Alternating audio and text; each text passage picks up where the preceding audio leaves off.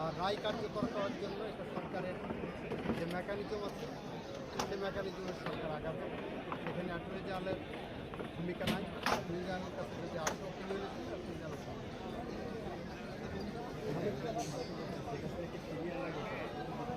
এটা সার্বভৌমত্বের ইস্যু না, এটা একজন অপরাধীকে আনা না নেওয়ার ইস্যু, এটার সাথে সার্বভৌমত্ব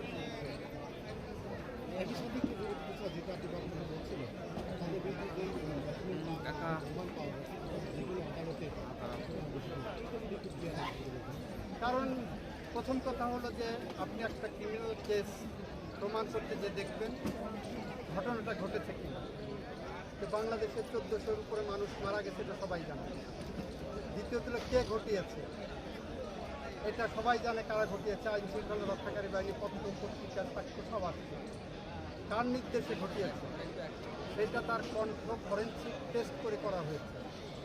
মোটা দাগে যদি আপনি এইভাবে বলেন, প্রত্যেকটা সাক্ষ্য একে অন্যের সাথে পরবর্তী, এর থেকে সলিড এভিডেন্স ক্রিমিনাল স্টুডেন্টসের প্রয়োজন হয়, ক্রিমিনাল বিচার ব্যবস্থার প্রয়োজন হয়।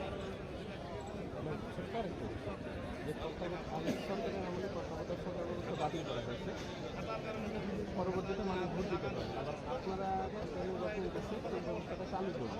পরবর্তীতে পরবর্তী সরকার ক্ষমতা আসছে সেটাকে আবারও বাতিল হবে, জনগণকে বাতিলের তালিকা সে সম্ভাবনা নাই। কারণ অ্যাপিলেট ডিভিশন তার রিভিউয়ের জাজমেন্টে সর্বোচ্চ স্টেজের জাজমেন্ট এটা দিয়েছে, সেখানে আপাতত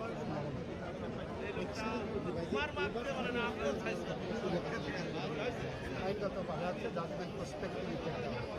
থ্যাংক ইউ।